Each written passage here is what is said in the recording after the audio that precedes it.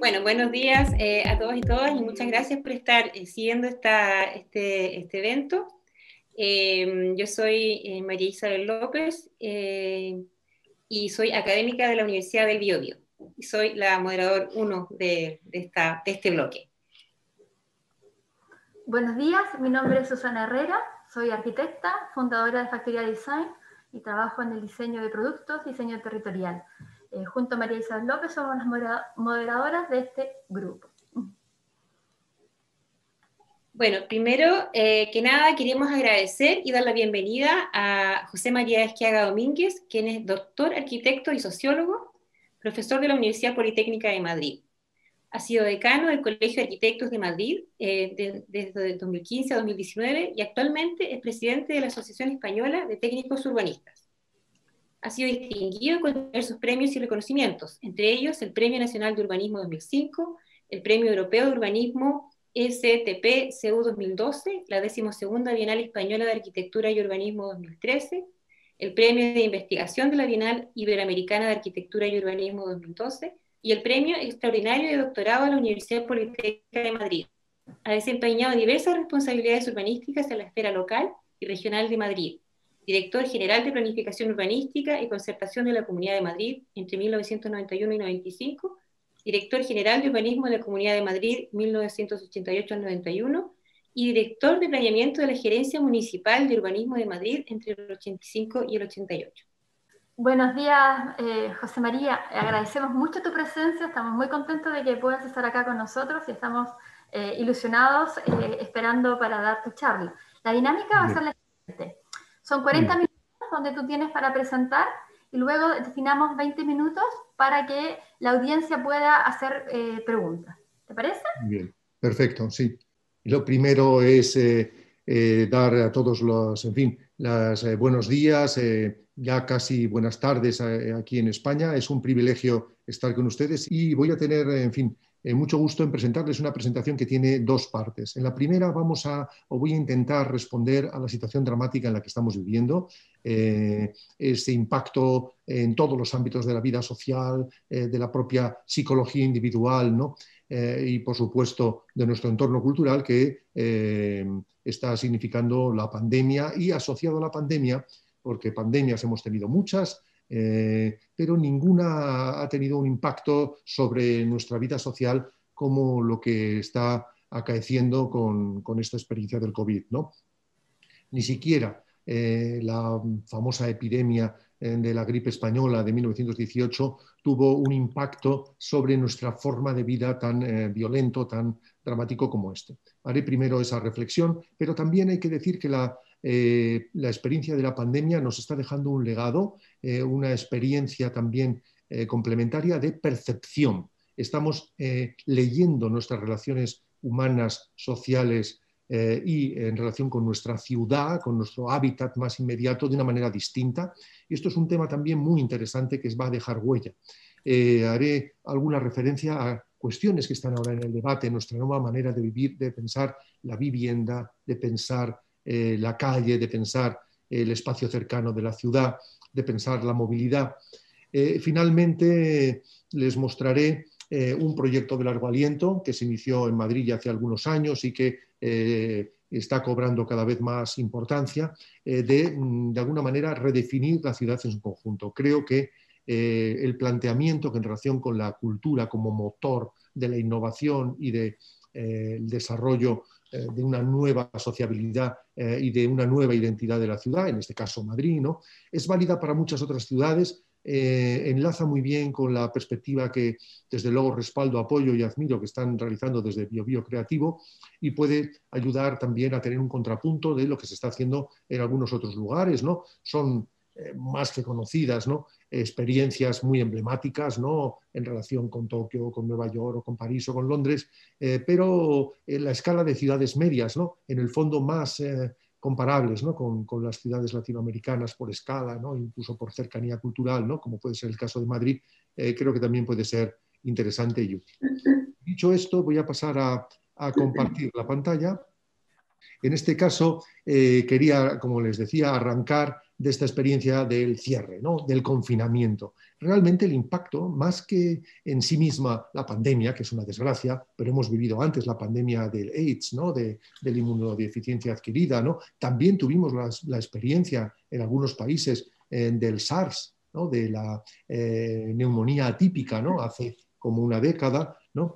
Y estamos sufriendo pandemias tan dramáticas y tan evidentes como los trastornos asociados a los modos de vida en ciudad, de los que haré referencia también, en relación con las cardiovasculares, en relación con la alimentación, en relación con los trastornos respiratorios asociados a la mala calidad del aire. Es decir, hay muchas pandemias, pero ninguna ha producido un impacto, y la clave del impacto es esto que vemos aquí, es justamente el confinamiento, ¿no? La noción de que de pronto nuestra vida social puede quedar suspendida, ¿no? Es una experiencia tan dramática como la que han podido significar estos grandes desastres a escala mundial, los grandes atentados, ¿no? Este es un muro, ¿no? En el caso de la ciudad de Nueva York, asociado a las víctimas del COVID, ¿no?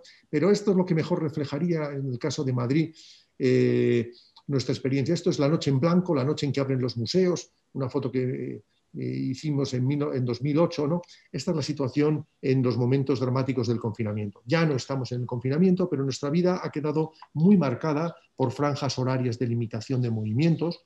En muchas ciudades europeas y latinoamericanas existe un toque de queda, una utilización reglamentada del espacio público muy distinta a lo que vivíamos en este momento en el cual estábamos planteando vivir la calle, salir a la calle, etcétera. Estas imágenes de Nueva York, de París, hasta de las pirámides en las afueras del Cairo, ¿no? Muestran que estamos viviendo circunstancias extraordinarias, ¿no? Nuestra movilidad se ha transformado, esa imagen del metro de Nueva York ahora y antes, ¿no? Esta imagen de... Perdón, sentar unas cuantas. De la regulación de nuestro... Y sobre todo esta imagen del confinamiento. Porque una parte muy relevante de nuestra vida social que discurre en el espacio público, y el espacio público es virtual, es cultural, pero también es físico, ¿no? Ha saltado por los aires con esta realidad, esta nueva realidad del confinamiento, esta digamos, dramática experiencia de las pérdidas humanas asociadas a eso. No es el primer momento en que la humanidad y en general las sociedades modernas han vivido pandemias, ¿no? Es ahora de moda volver a recordar la epidemia de la peste, incluso leer el libro del diario del año de la peste, 1665, del autor de Robinson Crusoe, ¿no? Defoe, ¿no? En el cual habla de una ciudad, como aparece en esta imagen, regulada, confinada, hipercontrolada, ¿no? La peste introduce ese concepto que jamás imaginé que pudiéramos volver a vivir en las comunidades contemporáneas, como es esta idea de la cuarentena, ¿no? Esta idea en la cual el espacio público se regula, el tiempo es igualmente regulado y se someten a la biovigilancia el conjunto de las funciones humanas. Cierto que, como digo, ha habido muchas otras epidemias después, pero están asociadas a la vida industrial en gran medida o a la persistencia de pandemias infecciosas. No voy a hablar de la viruela, pero todas ellas han dejado, o por supuesto la malaria, ¿no? Que sigue asolando una parte importantísima y que sigue dejando cientos de miles de bajas cada año, sobre todo en los países en desarrollo, ¿no? Pero interesa ver las que están asociadas al modo de vida. En un cierto momento, si la peste estaba asociada a la ciudad preindustrial, las pestes en general, porque no solamente se hablaba, ¿no? de la peste bubónica como tal, sino que muchas otras enfermedades eran concebidas fiebres de distinta naturaleza, ¿no? Desde las tifoideas, ¿no? a la fiebre amarilla, pasando por incluso el cólera, ¿no? Eran asimiladas a esta idea genérica de pestes, ¿no? Pero la ciudad industrial trajo problemas propios, problemas de la aglomeración urbana, y estos problemas están asociados también a las condiciones de la higiene. Es muy interesante porque en este momento, y de la experiencia de la ciudad industrial, es cuando surge el urbanismo contemporáneo y también dos preocupaciones muy modernas, que parecía que estaban perfectamente ya definidas, ¿no? La idea de la higiene asociada a la existencia de infraestructuras, ¿no? incluso en Chile, que es un país muy desarrollado en el ámbito del continente, ¿no? Todavía encontramos esa dicotomía, ¿no? Entre ámbitos donde el desarrollo es de pleno siglo XXI y ámbitos donde las infraestructuras más básicas todavía están en progreso, ¿no? Estoy sobre todo refiriéndome a las que están relacionadas con el agua, ¿no? Las condiciones de la Europa industrial del siglo XIX en gran medida son las de una favela actual. Son condiciones asociadas, como podemos ver aquí, a la calidad del agua. Es interesante esta experiencia también porque ahora la pandemia ha vuelto a poner de moda la epidemiología, ¿no? La estadística. Todos estamos viviendo cada día de cuadros que sintetizan la evolución de la pandemia en términos, digamos, de figuras, tanto estadísticas como mapas, ¿no? A nivel mundial, a nivel de mi país, a nivel de mi ciudad, a nivel de mi barrio, etc., ¿no? Y el primer mapa de una pandemia es este. Es un mapa de Londres hecho a mano por un médico que en lugar de creer la teoría de que el cólera era producto de los vapores, que de la putricción de cadáveres y otros residuos, ¿no? Empapaban el aire, se difundían por el viento y al respirarse se enfermaba, consideró que no era consistente esa teoría y se tomó la molestia de ir al terreno e investigar sobre la marcha, allí in situ, en el barrio del Soho de Londres, ahora tan querido, ¿no? Cerca de calles tan relevantes como Oxford Street, ¿no? Y en Broad Street llega a la conclusión de que la mayor parte de estos puntitos que son fallecidos, familias, tienen un elemento en común: haberse abastecido de una fuente. Y esta cosa tan aparentemente elemental como darse cuenta de que una fuente, sin saber por qué, es decir, sin todavía tener una noción de los microorganismos, ¿no? Era el origen de una pandemia, ¿no? Y mandar cerrar la fuente por parte del municipio de Londres, ¿no?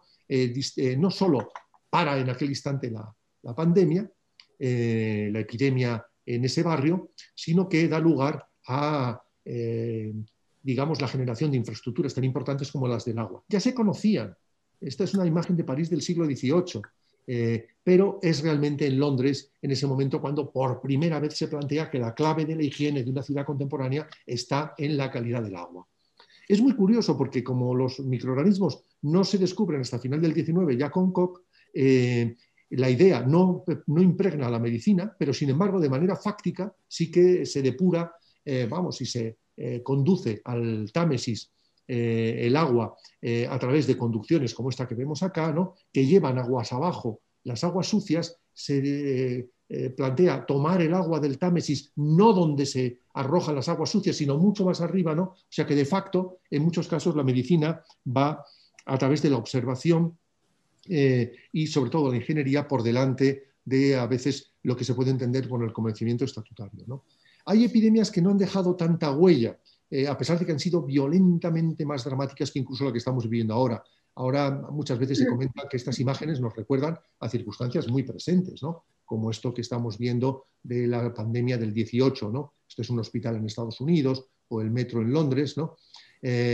Pero hay otra que sí ha dejado una huella muy importante en todo el mundo, que es la enfermedad, la tuberculosis, ¿no? La pandemia de tuberculosis, enfermedad asociada en el siglo XIX hasta cierto punto al romanticismo, con un valor literario, ¿no?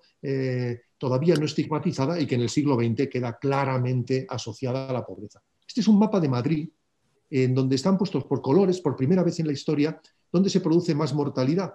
Y claro, llegan a la conclusión de que hay unos barrios que ahí están en negro, pero es que esos barrios tienen unos problemas de habitabilidad muy graves, que ya digo, no, hoy en día no nos sorprende a nadie, pero en aquel momento establecer una conexión entre la mala calidad de la vivienda y la morbilidad era una innovación radical. Por ejemplo, el hacinamiento aparece por primera vez como un problema. Estas son imágenes de Madrid de los años 40 que nada tienen que envidiar. Y surge en ese momento también una innovación médica y arquitectónica, el sanatorio.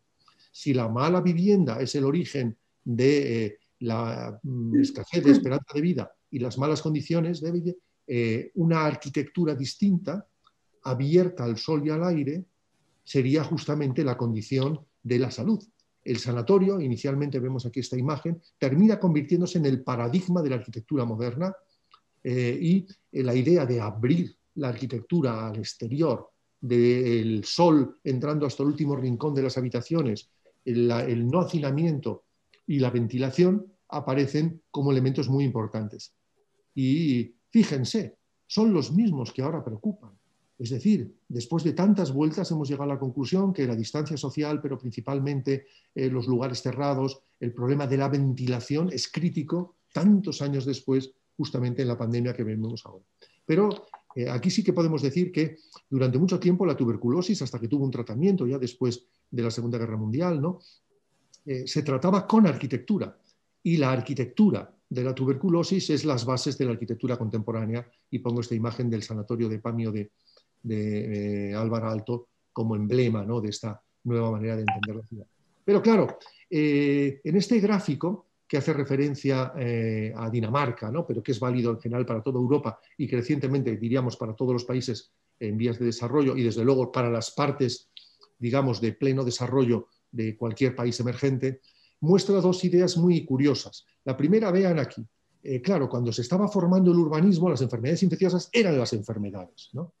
Y por tanto la mejora de la higiene, todo esto que he dicho del agua, de las infraestructuras, del planeamiento, de no mezclar las industrias con las viviendas, etcétera, más a los adelantos de la medicina, van permitiendo que vaya bajando esta enfermedad. Pero en un cierto momento, antes de los antibióticos, es el urbanismo en gran medida la receta, de la misma manera que para la tuberculosis es la arquitectura la receta de tratamiento, hasta que aparecen los tratamientos en los años 40 y 50, los antibióticos y los tratamientos de casi todas las enfermedades infecciosas. Y vean que hasta el coronavirus, que ahora va a significar un repunte de la mortalidad infecciosa, esto ha quedado en nuestras ciudades como insignificante. ¿Y cuáles son las pandemias? Utilizo metafóricamente la palabra pandemia de nuestra época.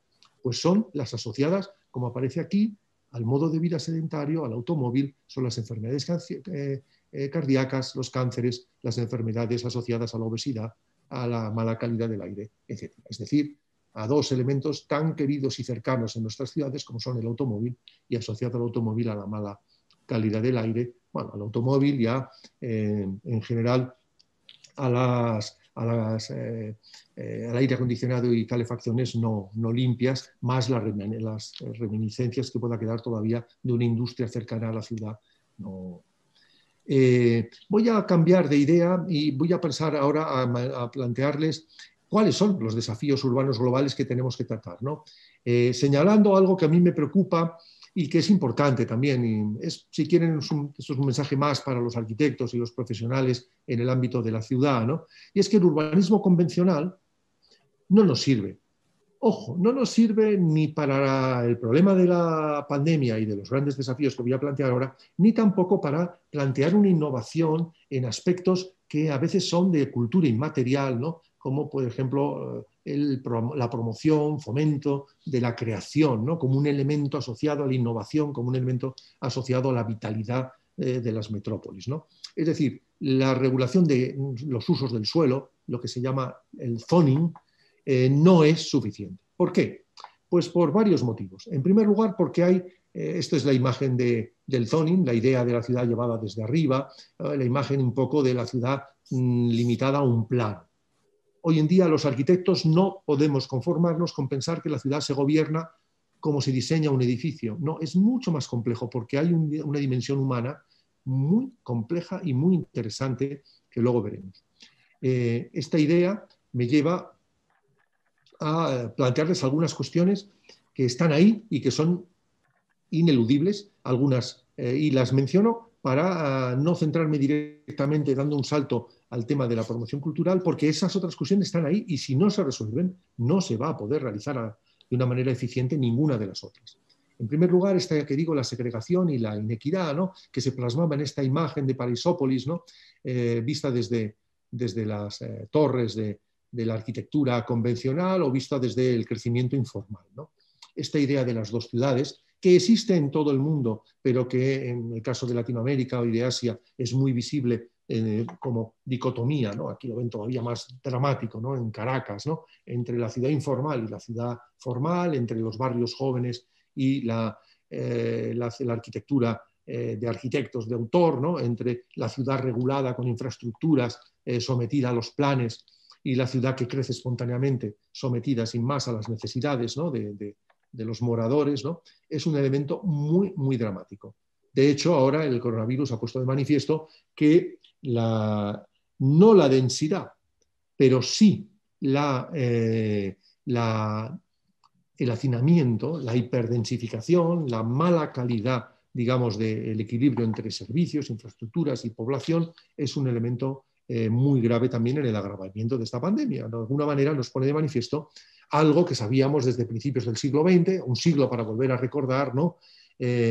Algo así como que en los barrios más pobres la incidencia de la enfermedad es siempre más dramática, y esto es porque está asociado a unos modos de vida, digamos, también en ese punto mucho más precarios, a un desequilibrio en relación con las infraestructuras, los servicios, etc.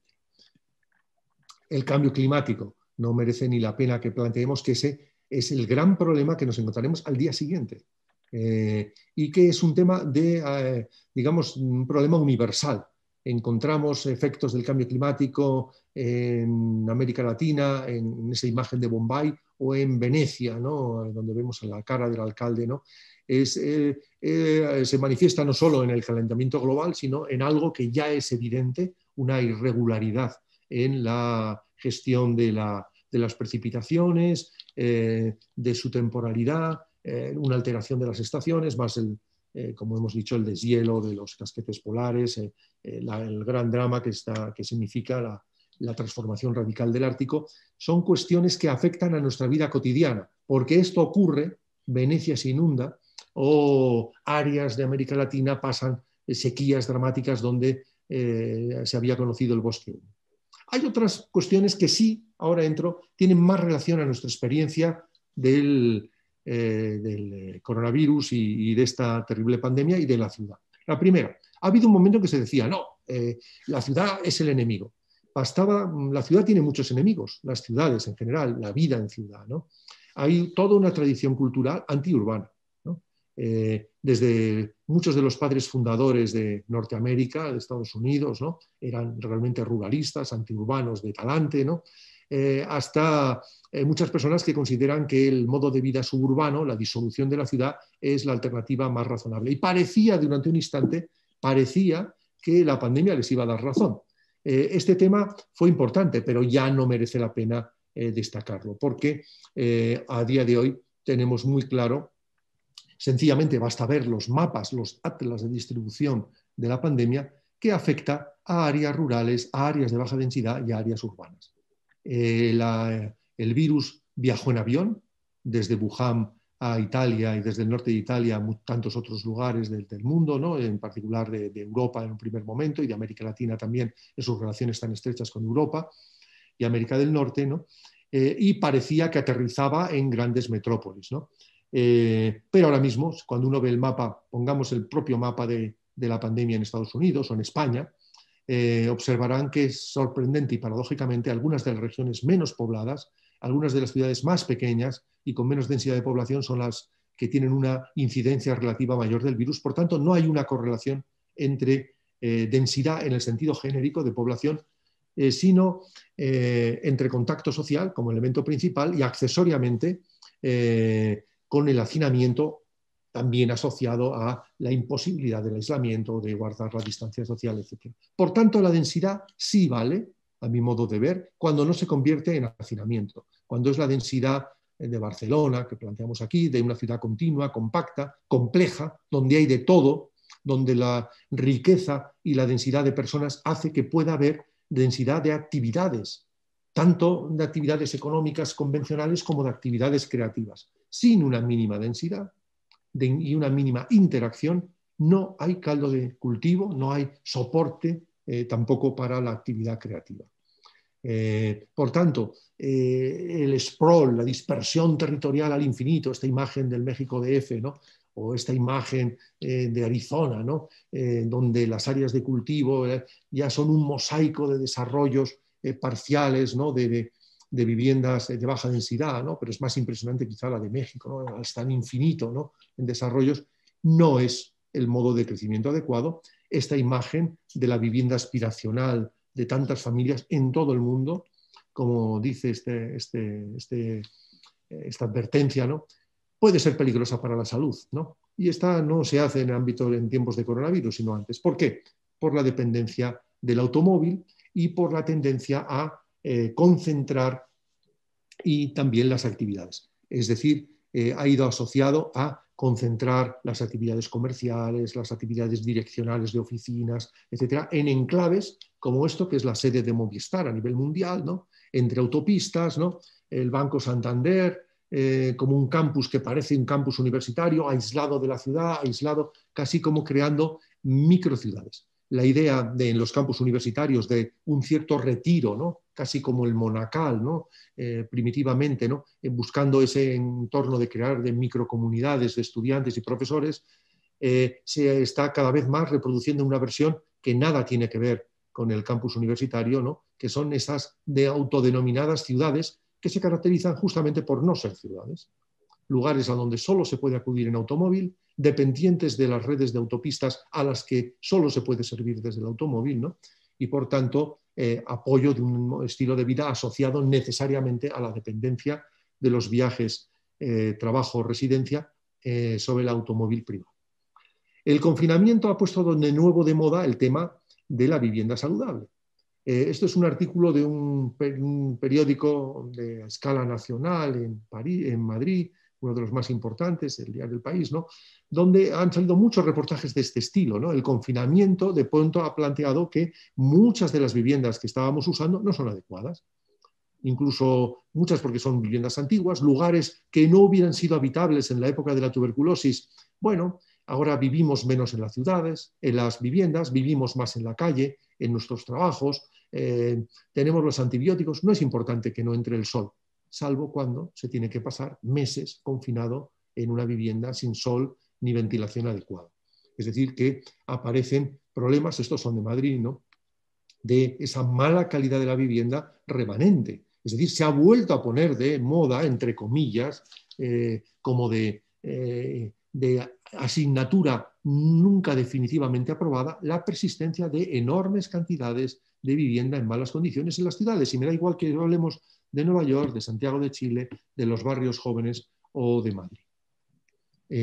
Evidentemente, esto ha sido más dramático y se ha hecho más grave en entornos de vivienda informal, en donde el hacinamiento, ¿no? Vemos aquí tengo algunas imágenes, ¿no? Que el New York Times publicaba, ¿no? De un reportaje magnífico que hizo sobre qué significaba vivir la pandemia en un entorno informal, ¿no? En Colombia, ¿no? En Medellín, en concreto creo que era esto, o Cali, en donde las posibilidades de aislamiento, la convivencia entre personas muy mayores y niños, las dificultades de incorporar la escuela a la propia casa, han hecho que fuera no solamente mucho más duro pasar el confinamiento y la pandemia, sino también mucho más arriesgado, mucho más peligroso. Es verdad que ahí han surgido como estas ollas populares en pueblos jóvenes en Perú, ¿no? Imagino que muchas poblaciones también, ¿no? En periferias de Chile se habrá producido fenómenos muy parecidos, ¿no? No quita que realmente la circunstancia es muy dramática, que yo plasmaría en este niño, ¿no? Quizá los aspectos más importantes de las oportunidades para toda una generación están en la educación. Y la pandemia ha ido derecha a dificultar justamente donde se podían producir las mejores, esperanzas, ¿no? De un cambio y una mejora generacional, ¿no? A pesar de todo, la imagen de este niño coloreando su cuaderno de trabajo, ¿no?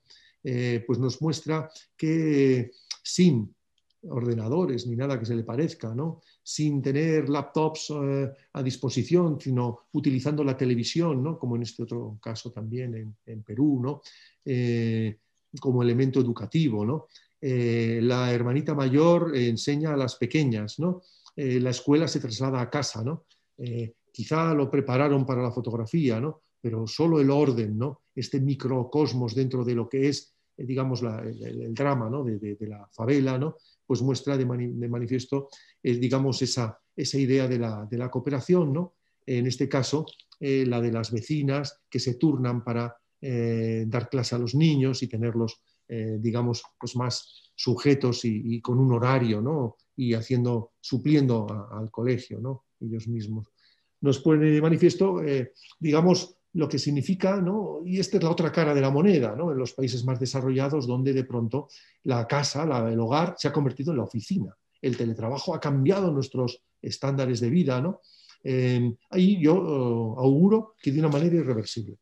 No se va a volver igual, a trabajar igual. La oficina del futuro no será para nada lo que estamos viviendo. Y en muchos casos, muchas de las pautas que han aparecido en entornos, digamos, de coworking, de cohousing, muy asociados también a veces a actividades creativas, en publicidad, en diseño, en arquitectura, etcétera, se van a trasladar a segmentos donde no hubiera imaginado que hubieran podido tener éxito ese formato de oficina, la consultoría, los servicios financieros, jurídicos, etcétera, ¿no?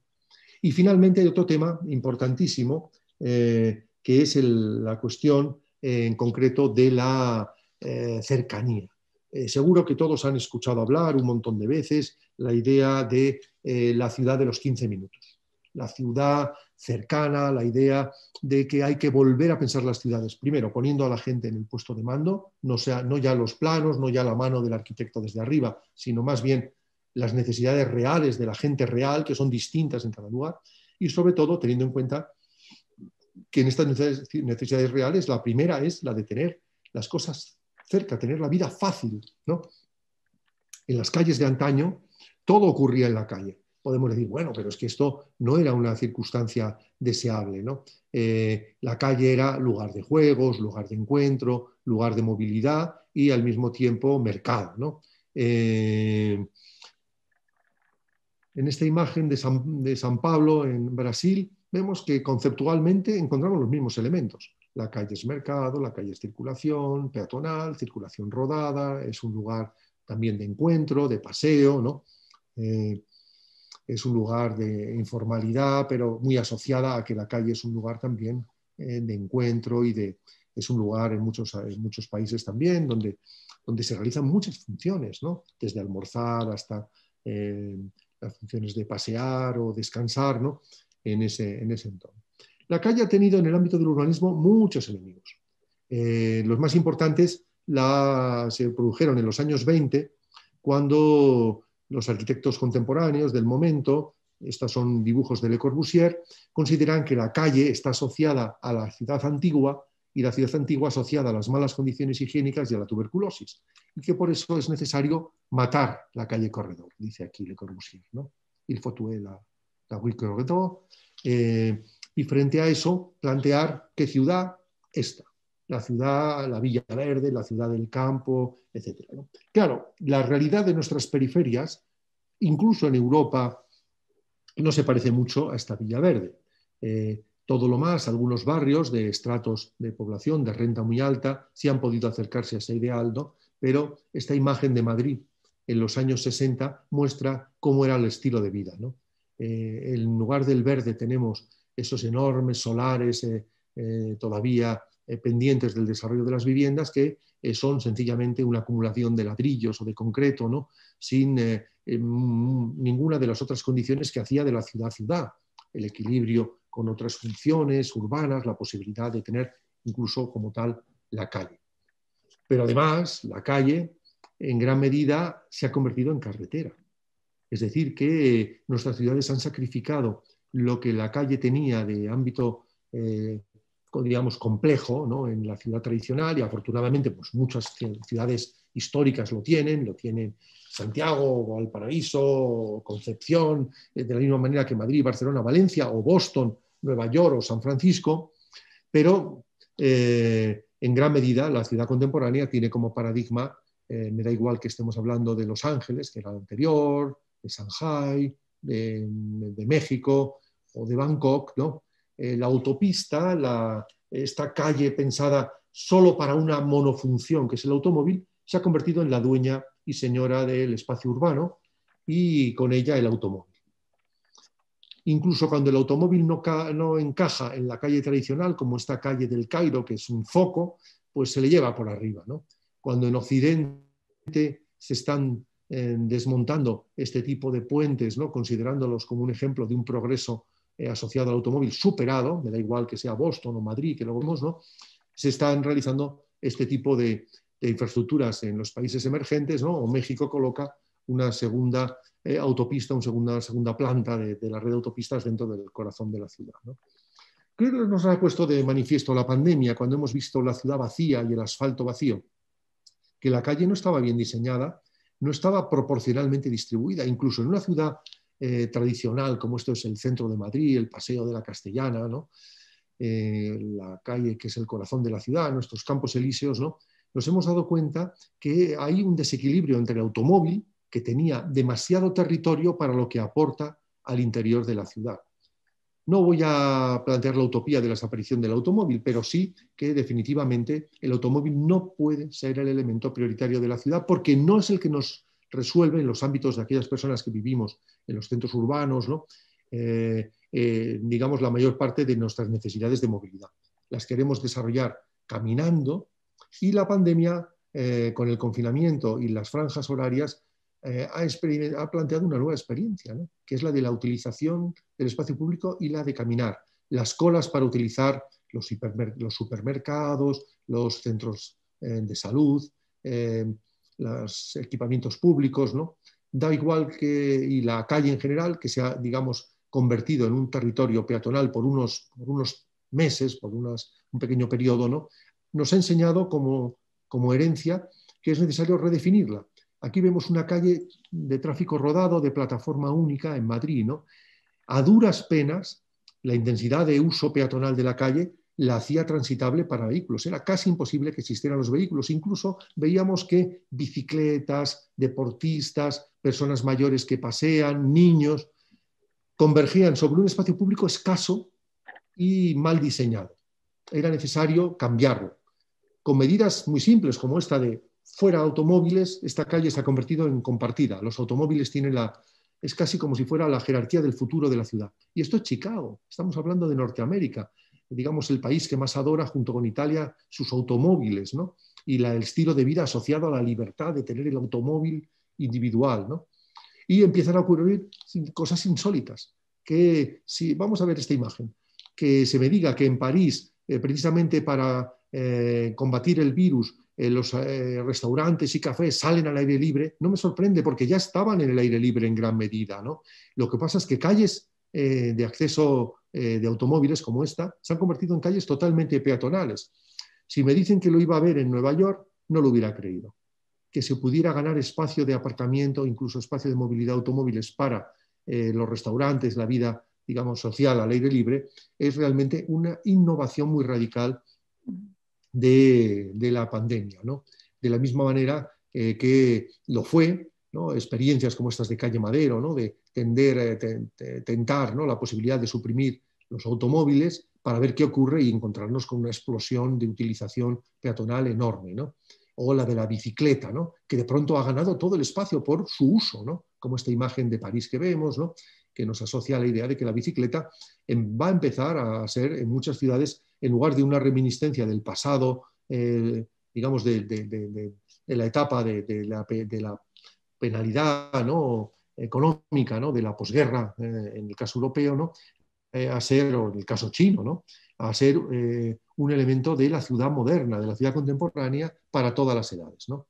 Asociado también a la aparición de cosas que van a revolucionar nuestra manera de entender la movilidad, el automóvil compartido eléctrico, que ya no es un elemento de propiedad familiar individual, sino que es casi un elemento, yo diría que es transporte colectivo, igualmente, porque se puede compartir en todo caso y en todo momento, ¿no? O, por supuesto, tecnologías como el tranvía, etcétera, que están aquí para quedarse de una manera permanente. Otro aspecto, ya entrando en esto, se refiere al del espacio público. El espacio público aparece como un elemento muy importante y sobre todo en la cercanía a la vivienda.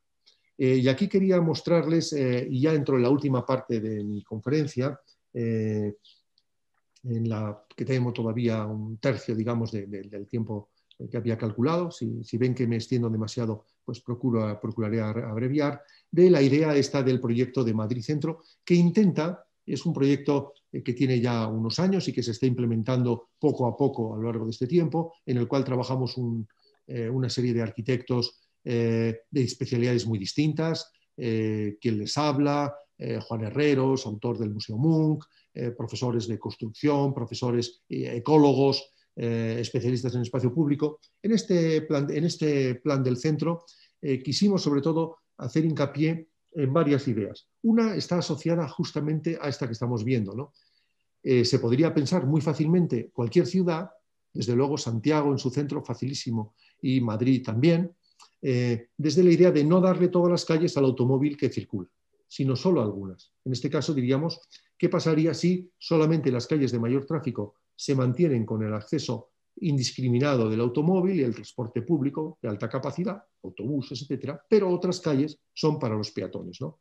Nos daría un cambio muy radical, el cambio justamente que querríamos y que hemos visualizado durante la pandemia, ¿no? Ahora mismo tenemos en las calles de Madrid el 60% del espacio de nuestras calles es asfalto, o sea, automóvil, aparcado o circulando. El 60%, por tanto, el peatón y todas las funciones urbanas asociadas al juego, a la estancia, etcétera, tienen que conformarse con esa otra proporción. Si se plantea algo tan simple como que la circulación sea perimetral y estas calles sean de circulación para los residentes, por tanto un tráfico de paso mucho más calmado, a una velocidad mucho más lenta, porque no hay que atravesar de lado a lado la ciudad a través de calles pequeñas, se invierte la correlación y el 73% del espacio sería de prioridad peatonal. El automóvil puede existir, pero va a aparcar, va a su garaje, va a abastecer el comercio local, ¿no? Y esto, digamos, nos puede producir, aplicado a la gran escala, la visibilidad inmediata de la ciudad de los 15 minutos, ¿no? La ciudad de los 15 minutos necesita un poco de densidad, porque si no, ¿cómo podemos tener dentro de 15, 20 minutos el supermercado, el centro de salud, la escuela infantil, incluso la escuela primaria, ¿no? Quedaría ya más lejos la escuela secundaria, ¿no? Y el transporte público, igualmente cerca. Si no hay densidad, ¿cómo va a haber una parada importante de un sistema de alta capacidad, estilo metro, que necesita una cierta densidad para poder ser rentable, ¿no? Por tanto, la densidad está muy asociada a la idea de la ciudad de los 15 minutos, sin ninguna duda, ¿no? Pero también está muy asociada a la idea de una ciudad cercana, una ciudad en donde la mayor parte de las funciones básicas se puedan resolver caminando y, por tanto, sea una ciudad también, ojo, más saludable desde el punto de vista de las enfermedades asociadas al estilo de vida, ¿no? Ya dijimos, cardiovasculares, respiratorias, cánceres, alimentarias. Aquí, en esta imagen de un barrio real de Madrid, mostrábamos que en un supuesto real estarían las personas no a 15, sino a 6 minutos de cualquier parada de metro o a menos, incluso a 3 minutos de cualquier parada de autobús, sin que los autobuses tuvieran que pasar. Ya cuando se diseñó el metro, se hacía circular en el subsuelo, fundamentalmente en calles importantes. Por tanto, plantear calles solo de residentes y calles de paso es una solución fácil que puede permitir de una manera muy sencilla e inmediata, con bajo coste, low cost. No hace falta infraestructuras grandes, no hace falta cambiar el pavimento. Ni siquiera haría falta esta imagen que pongo aquí. Esta es una imagen ideal. La calle de residentes permite el tráfico de paso, tiene un carril bici, tiene un pavimento nuevo, pero se puede hacer en un primer instante tal cual, como se hizo en calle Madero en México. El primer día sencillamente se prohibió los automóviles, no se pusieron ni luminarias nuevas, ni un pavimento lujoso, se hizo simplemente una limitación del tráfico, ¿no? La otra idea es que necesitamos zonas verdes cerca de casa. En este sentido, cobran importancia experiencias muy curiosas, como esta, que no quería dejar de mantenerles, aunque es muy conocida, ¿no? del High Line, ¿no? Donde una infraestructura, en este caso una vía ferroviaria aérea, que se había construido para evitar, en fin, el problema que significaba anteriormente tener el tren circulando para abastecer a la zona portuaria del Hudson en Nueva York, a pie de peatón, ¿no? Con accidentes, conflictos, en fin. Se hace una vía elevada que en un cierto momento, aquí vemos la imagen, se abandona. Y es muy interesante y muy bonito esta experiencia que seguro que todos ustedes conocen, por tanto la pongo como ejemplo de lo que quiero mostrar, ¿no? Apoyándome en que es un hecho que ustedes ya conocen y muchos seguro que han visitado ya alguna vez, ¿no? Esto puede considerarse una ruina industrial, y la ruina industrial puede considerarse una desgracia, un elemento a reparar en la ciudad, o puede considerarse una oportunidad e incluso una belleza. En el caso concreto, como saben, ¿no?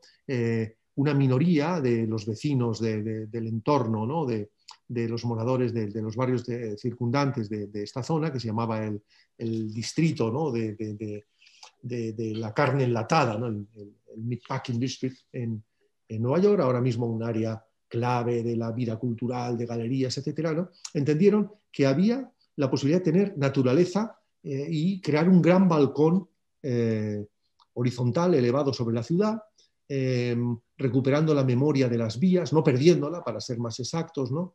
Desde la idea de cercanía a la gente, ¿no? Es un proyecto con un éxito espectacular. Saben que es la segunda en fin, instalación, ¿no? Más concurrida, más visitada de Nueva York después del Metropolitan en este momento. Es decir, que es una fuente de visitantes, turistas y locales, pero no fue pensado para los turistas, fue pensado justamente para los vecinos, ¿no? Fue pensado para los neoyorquinos, ¿no? Que de pronto descubren cosas sorprendentes. La mirada sobre su propia ciudad. Nunca antes hubieran hecho fotos de una calle anodina de la zona industrial del Hudson. No, no tiene ninguna de las condiciones de singularidad, de monumentalidad que le pedimos a la ciudad para ser objeto de observación, ¿no? Sin embargo, simplemente elevándonos, es una instalación artística en sí misma del High Line, ¿no? De pronto la ciudad nos aparece en otra dimensión, ¿no? La naturaleza. Claro que hay grandes parques en Nueva York, hay lugares, pero de pronto, cerca de casa sí, uno puede experimentar el transcurrir de las estaciones, ¿no? Y los propios moradores del entorno, ¿no? Organizan y viven circuitos de experiencia, no de visita solo, de experiencia de este espacio y sobre todo su vegetación a lo largo del tiempo, ¿no? Los mismos vecinos lo mantienen a lo largo de las estaciones, ¿no?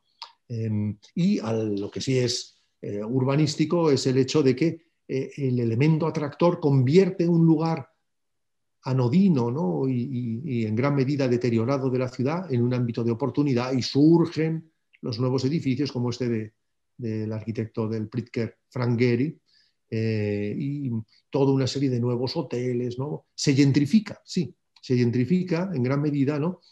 Cambiando el carácter, ¿no? Y ahora el gran problema que tendrán desde la Municipalidad de Nueva York es cómo asegurar el mantenimiento de los moradores en los alquileres cercanos en un barrio que de pronto pasa de ser olvidado a ser un barrio, un distrito de moda muy importante de la ciudad.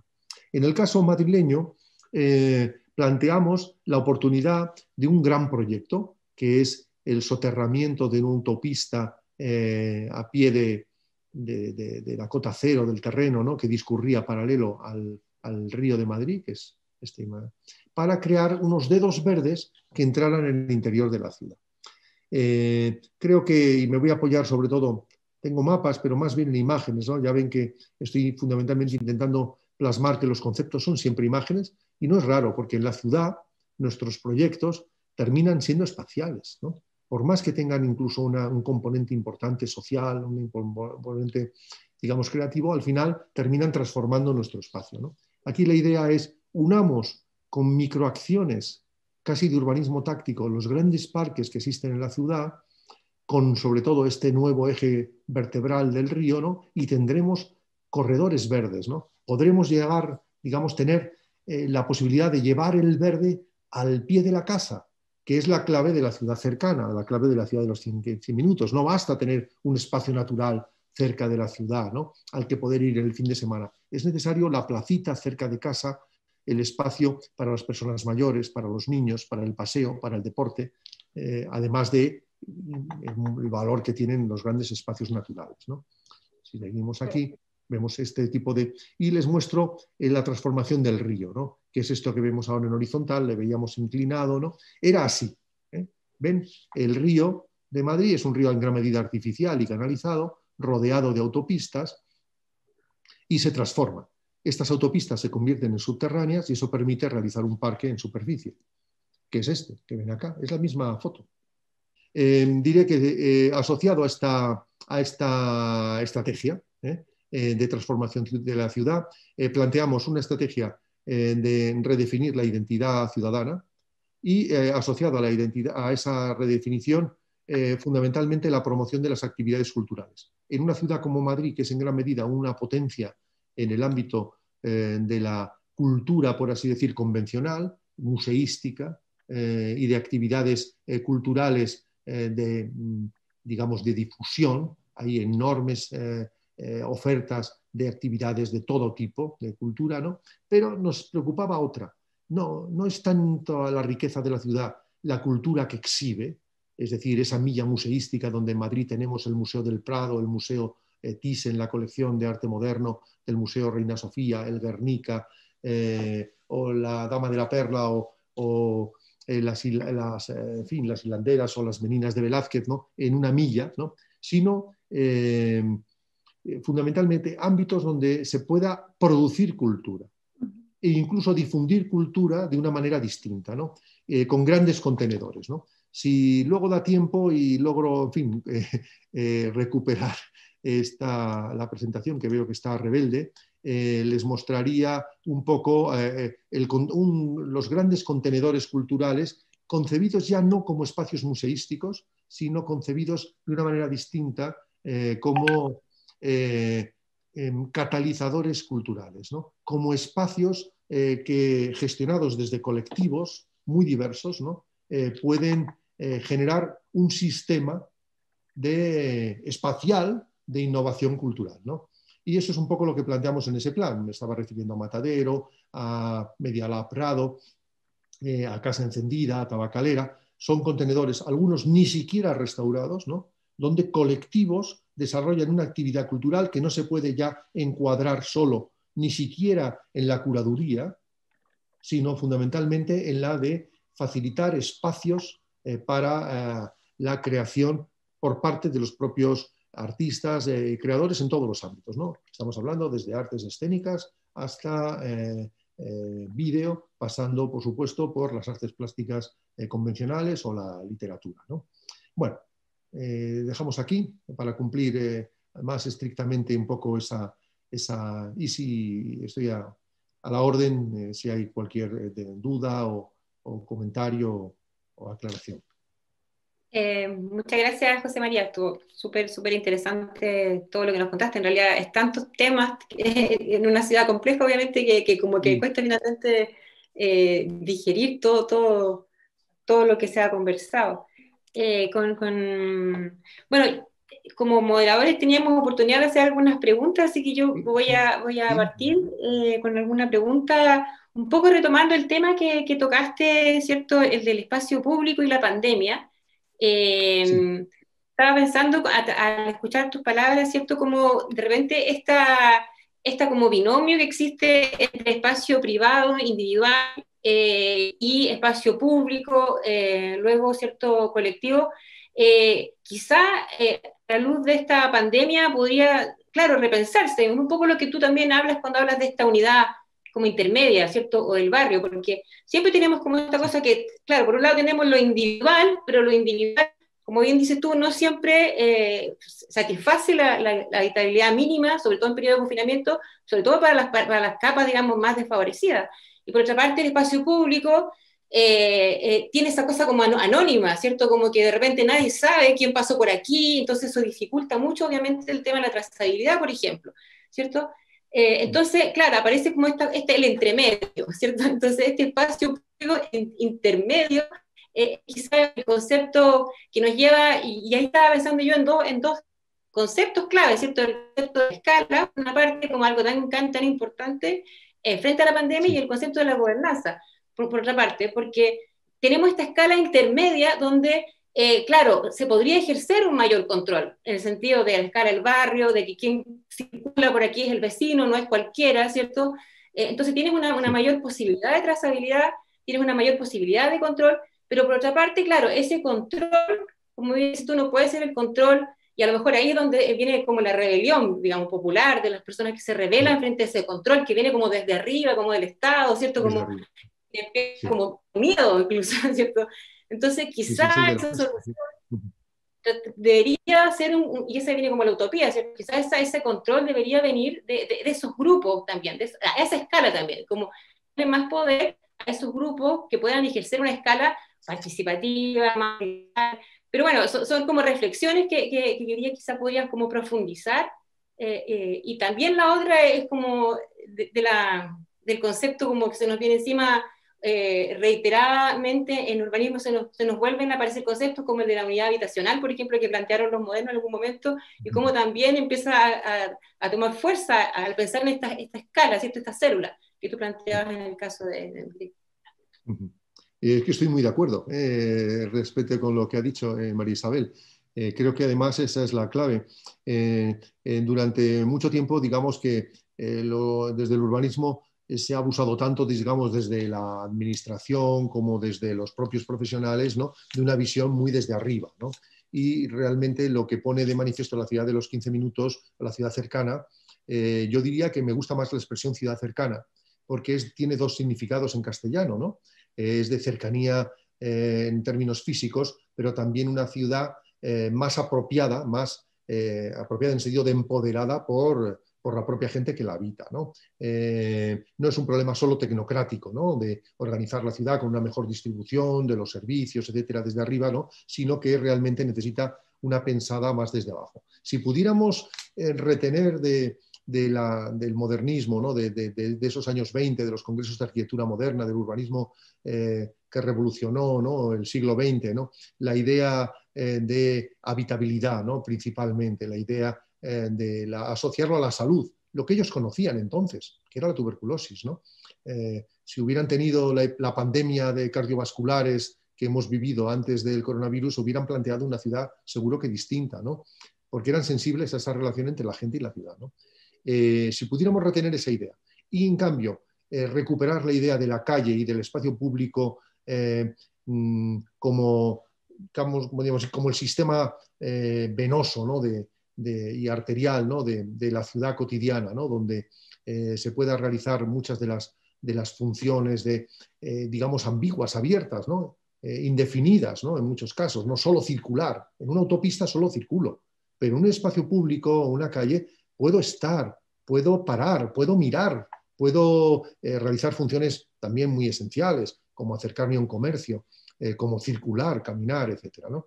Si pudiéramos retener esas dos, lo mejor de esos dos mundos, ¿no? De nuestra experiencia contemporánea, ¿no? Y de la idea de ciudad higiénica, de habitabilidad, ¿no? Pues podríamos, ¿no? Esto nos llevaría, por ejemplo, que en el caso de los barrios desfavorecidos, claro, el tabula rasa no es la opción ni económica ni seguramente la más sensata, ¿no? Sino que en muchos casos el espacio público tiene un potencial de regeneración, ¿no? Sin embargo, en la vivienda tiene una necesidad muy importante de mejora, ¿no? De su habitabilidad, es dramático, ¿no? Y las infraestructuras igualmente, ¿no? Pues esto yo creo que le da profundidad a la idea de regeneración urbana, ¿no? En ciudades europeas, donde el problema de la precariedad de la vivienda no era visible, de pronto pues nos hemos dado cuenta que en los centros históricos tenemos mucha vivienda que aparentemente en sus fachadas es vivienda estándar, pero que en su interior es infravivienda, en malas condiciones de tamaño, de ventilación, de otra serie de circunstancias, ¿no? Pero he puesto muchas imágenes de ámbitos informales en el caso de América Latina, ¿no? Fundamentalmente para no olvidar que ahí hay un tema pendiente igualmente importante, ¿no? Igualmente relevante, ¿no? Así que creo que sí es cierto que la pandemia nos va a favorecer que pensemos esas escalas intermedias como claves, sin ninguna duda, porque es donde se pueden hacer muchas cosas. José María, ahora yo te voy a hacer una pregunta. Es cierto que la pandemia nos ha dado la oportunidad de pensar muchas cosas y también de reunirnos, como el caso de conocerte a ti, ¿verdad? Y a todas las demás personas que son de otros países que podemos tener esta conversación hoy día. Eso es gracias a esta pandemia. Respecto a la ciudad, sabemos, tú lo dijiste, que el zoning ya no es suficiente, ¿no es cierto? Que hay una nueva sociabilidad y hay necesidades reales de acercarse, digamos, a lo que las personas están demandando. Nosotros en Chile estamos viviendo procesos súper intensos donde la ciudadanía, al igual que en el mundo global, pero nos está exigiendo un rol protagónico, ¿verdad? La toma de decisiones que afectan y que nos afectan. Nosotros estamos hoy día en Chile en un proceso de convención constitucional ciudadana y paritaria. Eso es algo único en la historia de la humanidad, ¿no? es algo, en Chile siempre hemos hecho experimentos bastante audaces, buenos y malos, y este es uno de ellos, y creo que nos da la oportunidad de pensar en lo que la sociedad nos está demandando. Y entonces, una pregunta, por ejemplo, podría ser en términos muy generales, de cómo concibes tú lo que es la ciudad justa. ¿Cuál es la ciudad paritaria? ¿Cuál es la ciudad saludable? ¿Cuál es la ciudad empática y cercana? ¿Cuál es la ciudad que equilibra el ecosistema con la densificación? Son preguntas que nos estamos haciendo todos los días en Latinoamérica, pero en Chile, en este nuevo proceso que estamos viviendo, no podemos dejar de hacerlo. Sí. Sí, efectivamente es un proceso admirable. Las constituciones, incluso las que más se aprecian, ¿no? Incluso revoluciones como la francesa, ¿no? O la Revolución Americana en el 18, siempre fueron, podríamos decir, elementos de vanguardias minoritarias, como los movimientos artísticos, ¿no? Con una capacidad visionaria, ¿no? De representar al conjunto de la sociedad en cierto momento, pero de representarla, ¿no? Con las limitaciones, ¿no? Ahora sabemos, ¿no? Que los padres de la Constitución americana, norteamericana, eran varones blancos, en gran medida propietarios, ¿no? Y que su visión del mundo, que es sorprendentemente abierta para una circunstancia psicológica tan limitativa, ¿no? Pues era significativamente también limitada, ¿no? Y que en realidad lo que ha ocurrido desde entonces hasta nuestros días es ampliar los derechos, ¿no? A muchas otras capas de la población que parece que no estaban incluidas en ese nosotros el pueblo, ¿no? Es la primera expresión, ¿no? Bueno, nosotros hemos vivido también en España una experiencia de una constitución nueva, reciente todavía, de tránsito de una dictadura a una democracia. Es un proceso, por eso seguimos con mucho interés el caso chileno, ¿no? Y con una cercanía psicológica también pues mucho mayor que desde ningún otro país, ¿no? Pero el proceso es muy, muy interesante. Y el tema de la ciudad justa es el tema clave ahora mismo, porque hemos hablado de la ciudad eficiente. En los años 20 del siglo pasado se hablaba de la ciudad funcional, una ciudad que funcionara. Y funcional la entendían en parte como una ciudad higiénica, saludable, habitable, ¿no? Pero esa idea de funcional no era una idea solo restrictiva, pero luego ha devenido una idea muy limitativa también, ¿no? Es necesario ampliarla, ¿no? Y ahora estamos viviendo todos un hecho muy, muy dramático, ¿no? Mi generación nace en la prosperidad, somos hijos de la prosperidad de la posguerra mundial, ¿no? Incluso en el caso español, que era una dictadura aislada del ámbito de Europa, se benefició del estado del bienestar y de la primacía de los servicios públicos, ¿no? Como un elemento de redistribución de renta. Es decir, la fiscalidad y los servicios públicos se entendían como herramientas que las democracias podían darse a sí mismas para equilibrar socialmente y que nunca más los conflictos sociales devinieran en conflictos bélicos, ¿no? Europa, siempre que se habla de la violencia en Latinoamérica, digo, miren, el continente más violento del planeta es Europa. Lo que ha ocurrido en Europa en el siglo XX no se ha visto, ni espero se vea nunca más en la humanidad, ¿no? En ninguna otra historia, en momento de la historia, ni en ninguna otra geografía, ¿no? Y de eso salió el estado del bienestar, ¿no? De un tiempo a esta parte, desde luego desde la cosa se produjo un aplanamiento de las disparidades sociales, estas que he hecho referencia en América Latina, ¿no? Había un instante en los años 80 en que desde una visión europea la disparidad social en América Latina nos parecía psicológicamente insoportable, ¿no? La cercanía de extremos de riqueza y pobreza tan evidentes, ¿no? Pero de entonces acá la distribución de la renta tiende a polarizarse. Es decir, se incrementa la pobreza y sobre todo se incrementa en muy pocos segmentos de la población la riqueza. Con lo cual, el tema de la ciudad justa ahora es un elemento que une a todos, es transversal. Vale para Santiago, pero vale para París, ¿eh? Y de hecho, eso explica también que muchas ciudades en países muy desarrollados, el caso de París, ¿no? En algún momento Madrid y tal, también se han dotado de gobiernos para rehacer esta cuestión. El tema de la ciudad justa es imposible casi de mantener si no hay una sociedad, un marco justo de distribución de renta no extremo. Es que hemos vuelto al 19 en cuanto a distribución de renta. Y en el 19 la ciudad era una ciudad de barrios marginales, una ciudad era la insalubre, la del cólera, que veíamos antes, ¿no? Y por tanto, necesariamente tenemos que reformular la política de bienes públicos.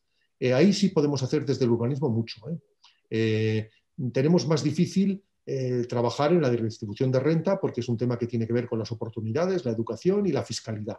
Sin fiscalidad, que no es un tema, es el menos urbanístico de todos los temas, no hay mucho que hacer. Pero sí podemos hacer mucho, por ejemplo, en el tema de una ciudad equitativa. Es decir, la distribución de renta debe tener alguna influencia en el acceso a la salud, por ejemplo, del sistema de salud pública. No, bueno, si no hay un sistema público de salud en el país, claro, ya todo falla en ese punto. Pero vamos a poner el tema escolar, ¿no? ¿Debe tener alguna relación la renta y el barrio donde uno vive con la calidad de la enseñanza que reciba? No, la enseñanza pública debe ser óptima y debe ser cercana y debe estar en el barrio, ¿no? Y por tanto, desde los bienes públicos se puede hacer bastante en ese punto, pero el elemento nodal, y perdón la larga contestación, está en la renta. Ahora mismo yo como urbanista cruzo todas las variables, me da igual cualquiera, con renta y siempre me da la misma respuesta. Cruzas los barrios de mayor incidencia en los momentos de explosión de pandemia en Madrid y salen lugares de menor renta, ¿no? Luego se extienden como ondas, porque este es un microorganismo muy transversal en ese sentido, ¿no? Porque se basa en el contacto humano, ¿no? Pero casi todos son desfavorables en el ámbito de la renta, ¿no? Es decir, sin una mejor distribución y más justa de la renta, no hay mucho que hacer. Y ahí me temo que sí soy consciente de que Chile, uno de los países modélicos en América Latina en modernidad, innovación, creación e incluso, en fin, no me voy a meter en los temas de políticas de vivienda o temas financieros, etcétera, ¿no? Es uno de los países que tiene un índice de desigualdad más acusado, con Brasil, ¿no? Y últimamente Colombia, aunque realmente... Y que países muy pobres tienen un índice Gini más moderado. Claro, se medirá dentro de un estándar de mayor pobreza. En América Central, por ejemplo, el Gini es menos extremo. Y diré también que en una investigación que hicimos hace un tiempo, que ahora no me da tiempo de justificar, pero créanme que tiene sustento de datos, el Gini está, la inseguridad ciudadana, el crimen, la inseguridad está más asociada a la desigualdad, al Gini alto, que la pobreza misma. Es decir, los países más pobres no son donde hay mayor inseguridad, sino las ciudades más desiguales de los países más ricos. Una paradoja también, ¿no? Muchas gracias a todos y espero verles pronto.